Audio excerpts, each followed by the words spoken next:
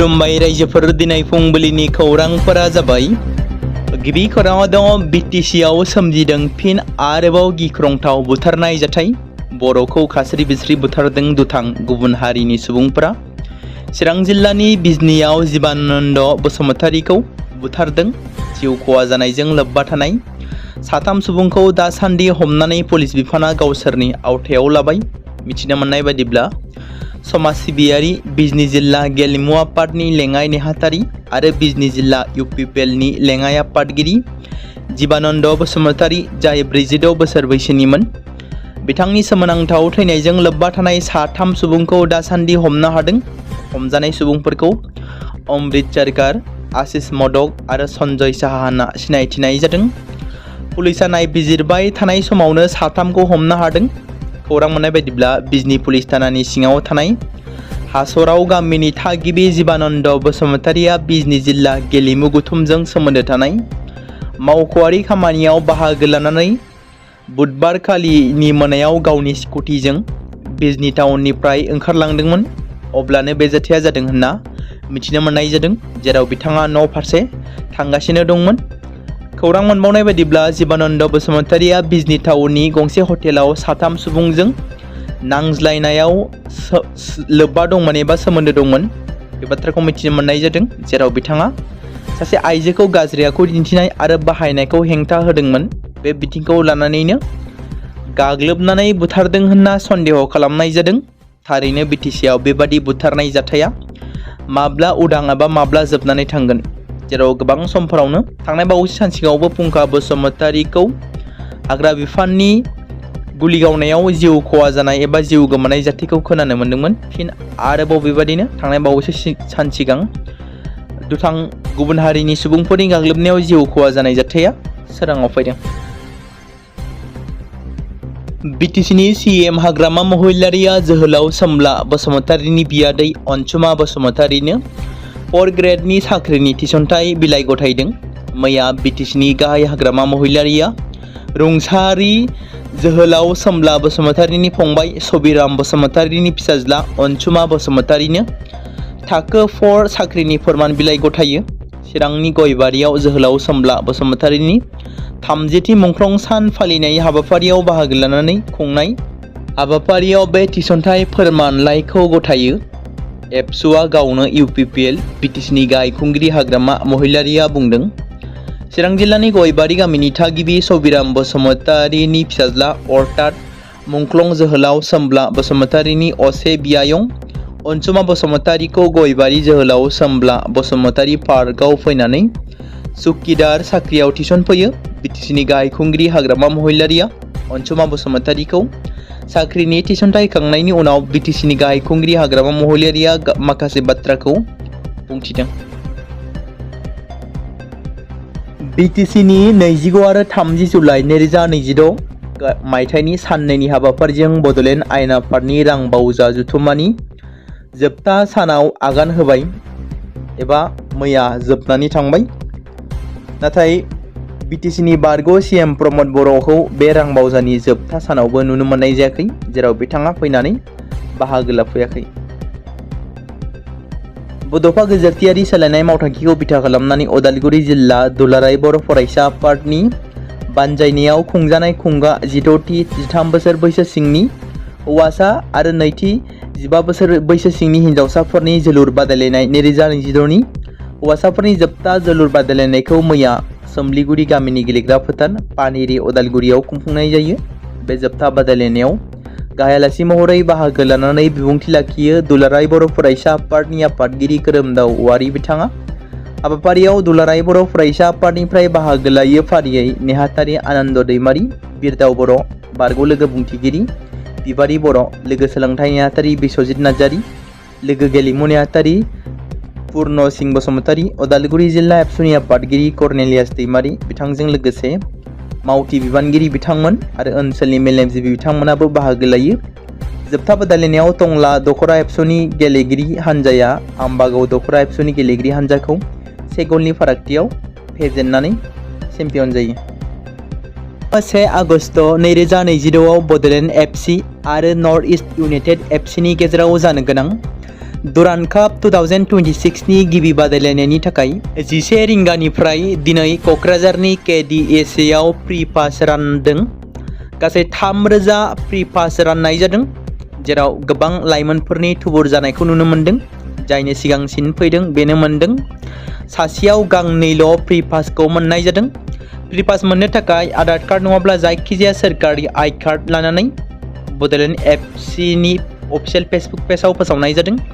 बेबायदिनो क'क्राझार आरो उदालगुरियावबो प्रि पासखौ लाबोगोन होनना मिथिनो मोन्दों।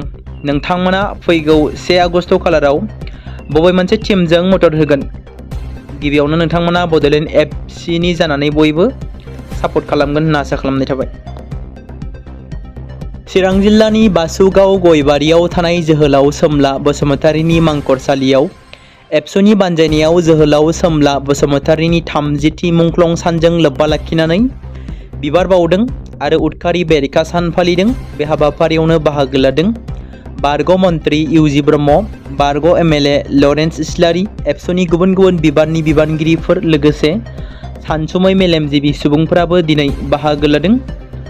मख'जाथावदि एबसुनि उदखारि बेरेखा सान फालिनाया समाज, हारि आरो हादोराव सानफ्रोमबो सोलिनाय गाज्रि हाबाफोरनि हेंथायैबो बाथ्राखौ बुंदों। एबसुनि आफादगिरि खोरोमदाव औवारिया दुलाराय बर' फरायसा आफादा जोहोलाव सोमला बसुमतारीनि 30थि थैनाय सानखौ लोब्बा लाखिनानै बोसोरफ्रोमबो फालिबोनाय बायदिनो देग्लायबो उदखारि बेरेखा सानखौ चिरां जिल्ला बासुगावनि गयबारियाव थानाय जोहोलाव सोमला बसुमतारी पार्कआव फालिनाय जादों। हाबाफारि बादियै फुंबिलिनि आर'जखौ जागायनानै एबसुनि गोथार फिरफिलाखौ बिरहोयो दुलाराय बर' फरायसा आफादनि आफादगिरि खोरोमदाव औवारि बिथाङा जोहोलाव सोमला बसुमतारीनि सावगारियाव बिबार बावजेनो। जोहोलाव बिथांनिनो आंगो बिसि बानुमति बसुमतारीया गोजोन आरो खौसेथिनि मुङै फारौ बिरहोयो। हांख्रायजानाय माननि आलासिम फारियै मानगोनां आसामनि बारग' केबिनेट मिनिस्टार उर्खाव ब्रह्म, बारग' MLA लरेन्स इस्लारि, BTR नि बारग' मावफुं सोद्रोमा रनजित बसुमतारी, बारग' MCLA माधव छेत्री आरो अल आसाम बर' गुदि फोरोंगिरि गौथुमनि गाहाय नेहाथारि तानेश्वर ब्रह्म दैमारि बिथांमोना हाबाफारियाव बर'नि गोबां माहारियारि आफादनि बिबानगिरि, रायजो राजा आरो फरायसाफोरा मैखोमै बाहागो लायो। BTC नि रांबावजा जथुम्मायाव सदनाव दावबायसा बर' बिथांनि सोंथि NDB मोनब्रै हानजाया दासिमबो केस नांनानै दं आरो बिग्रायारि जोहोलावफोरा जोबथेसालियाव दं। बिथांमोनखौ लाबोनो थाखाय माबा प्रसेस लादों नामा? लोगोसे जाय गामिफ्रा BTR आव सोसनजाबाय सनितपुर, बिश्वनाथ, लखिमपुर बेफोर गामिफोरनि थाखाय डेभेलपमेन्ट पेकेज एबा पलिसि लानाय जादोंना जायाखै?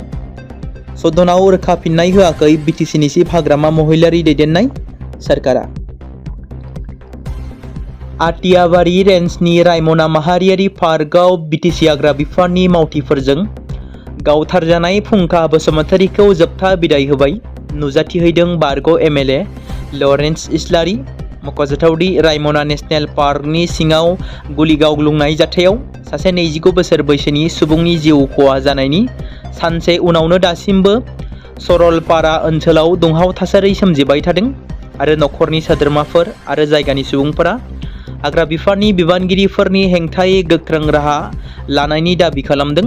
हाग्रा बिफाननि बिबानगिरिफोरजों मोगा-मोगि जानाय समाव गुलि नांजानानै जिउ गोमादोंमोन।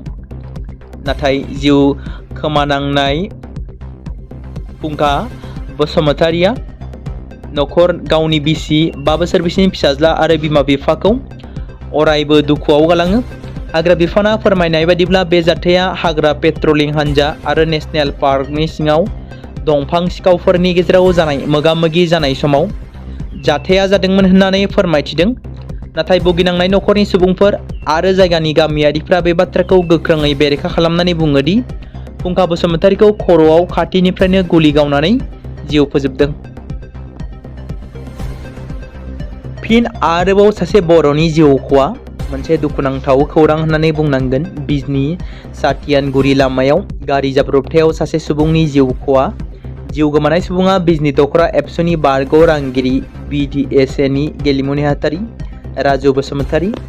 जाथाया बुधबारनि मोनायाव न'आव थांबाय थानाय समावनो हरखाबै सातियानगुरि लामायाव जाब्रबथाय जानानै जिउ गोमायो।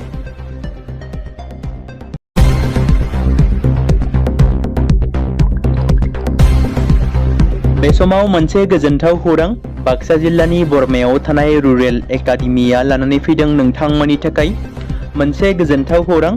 थांनाय HSLC आरो हायार सेकेन्डारिनि आनजादाव जाय फरायसा आरो फरायसुलिफोरा उथ्रिसारनो हायाखैमोन एबा फेल जादोंमोन, बेनि थाखाय रि-एग्जाम होफिननो गोसो गुदुं फरायसाफोरा थाबैनो बरमा सेकेन्ड गेटआव थानाय रुरेल एकाडेमियाव मुं थिसनफैनानै मेट्रिक आरो HS आनजादखौ होफिननो हागोन। बेनि अनगायैबो जाय फरायसाफोरा थांनाय मेट्रिक आरो HS आनजादाव नांगौ बादि जौखोन्दो एबा मार्क्स लानानै उथ्रिसारनो हायाखैमोन, बिथांमोनाबो बे रुरेल एकाडेमियाव एडमिशन खालामफैनानै मार्क्स इमप्रुभमेन्ट खालामनो हागोन। स्ट्रिम हिसाबै आर्ट्स, साइन्स आरो कमार्सनि गासैबो फरायसाफोरा रुरेल एकाडेमियाव एडमिशन खालामनो हागोन। बेनि थाखाय थाबैनो 8761903455 नङाब्ला 87203585 जानबुं नम्बराव जगाजग खालामहरनो हागोन।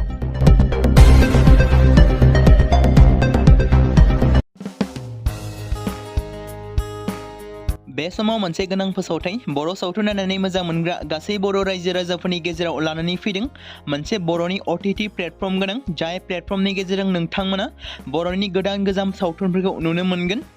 थांनाय माखासे बोसोर सिगां बर'नि गेजेराव लानानै फैनाय निउबो एप बायदिनो फिन आरोबाव लानानै फैदों बर' रायजो राजाफोरनि थाखाय।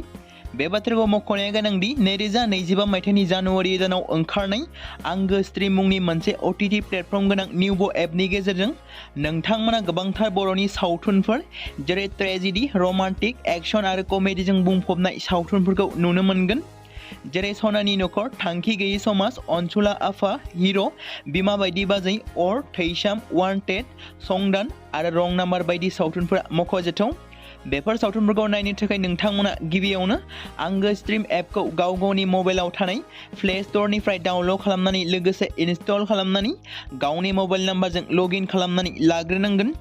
बेनि उनाव नोंथांमोना गोबांथार नुनो मोनै सावथुनफोरखौ गुगोल पे, फन पे आरो पेटिएमजों रं नाम्बार सावथुनखौ नायनो थाखाय 60 रां आरो संदान सावथुनखौ नायनो थाखाय 80 रां, वान्टेड सावथुनखौ नायनो थाखाय 60 रां, थैसाम सावथुनखौ नायनो थाखाय 60 रां, बेबायदिनो गोबांथार नुनो मोनै सावथुनफोरखौ नायनो थाखाय सुबिदा खालामनानै होदों आंगो स्ट्रिम प्लेटफर्मा। फिन नोंथांमोननि गेजेराव फोरमायबावनो लादों बर' सावथुन नायनानै मोजां मोनग्रा गासै बर' रायजो राजाफोरनि गेजेराव लानानै फैदों मोनसे बर'नि OTT प्लेटफर्म गोनां, जाय प्लेटफर्मनि गेजेरजों नोंथांमोना बर'नि नुनो मोनै सावथुनफोर जेराव गोदान गोजाम सावथुनफोरखौ नुनो मोनगोन।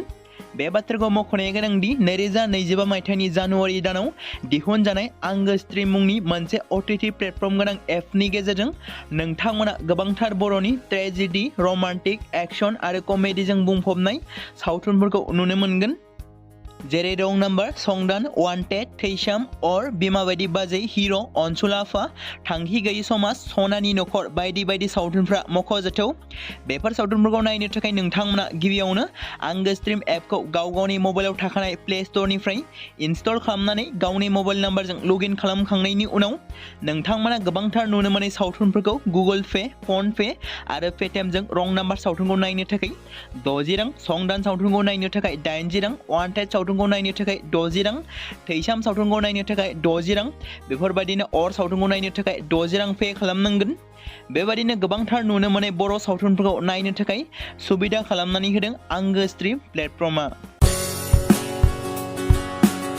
बे समाव मोनसे गोजोनथाव खौरां क'क्राझार जिल्लानि सिङाव थानाय बड'लेण्ड एकाडेमि सेनियर सेकेन्डारि स्कुला लानानै फैदों BTC हालामनि थाखाय मोनसे गोजोनथाव खौरां।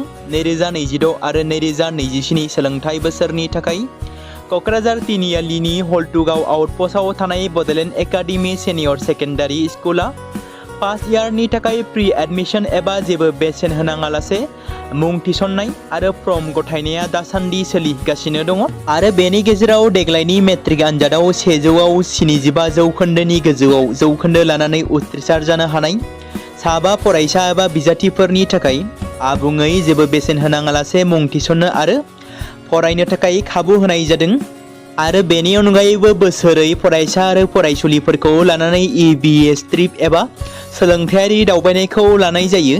मख'जाथावदि बे बड'लेण्ड एकाडेमि सेनियर सेकेन्डारि स्कुलाव आर्ट्स स्ट्रिमनि थाखाय आयदा हिसाबै इंलिश, ML बड', political science, education, history, economics, advance बड' गासैबो आयदाखौ मोननो हागोन आरो बे सेकेन्डारि स्कुलाव इंराजि आरो बर' बिजोङा थागोन।